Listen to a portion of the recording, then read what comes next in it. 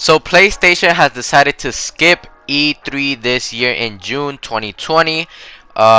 This is their second year in a row skipping E3. If you don't know what E3 is, it's basically this big like gaming thing. I'm pretty sure a lot of people has heard of it. It's like a big gaming event announcing the brand new things coming up in the year.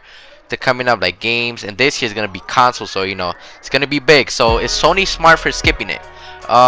They have said that it's smart for them right now. It makes sense for them because they're better suited to break away from the pack and host their own events. So instead of, you know, let's say they announce the new Xbox and the new PlayStation at the exact same day, exact same couple days, you know, there's not gonna be a lot of attention to a certain one. Is gonna be both of them. You know what I mean? So what basically Sony is trying to do is basically they want to release their own event and announce their PlayStation by themselves, when you know they just put it out in a shock and then just shock everyone, and boom, they announce it, just like kind of what Xbox did too. So you know what I mean. They don't necessarily have to be at E3. It didn't align with their own ambitions, their own goals they've been trying to do for this next upcoming future generation. So they basically could just shock everyone at one time and just release the console, like release how it looks and the specs and stuff like that at a random time where nobody expects it, and host their own events.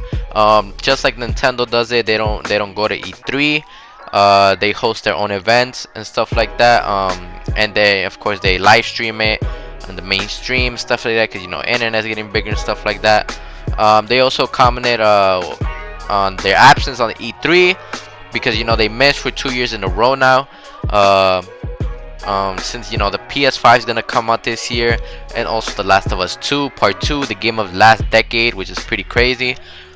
You know, they saying they could generate much more attention by hosting their own briefing and their own terms whenever they want. You know what I mean? They could, if they wanted, they could do it next month and stuff like that. And what this could mean is that we're probably gonna have PS5, how it looks and all that, before E3. So that's before June. So they released the PS4 how it looks back in 2013 of February, so that's just next month. So a lot of people are speculating that, you know, the PS5 could be announced next month. I think that's what they did too with the PS3. I'm not too sure about that, but it's around February and March that's probably gonna get announced, even up to April.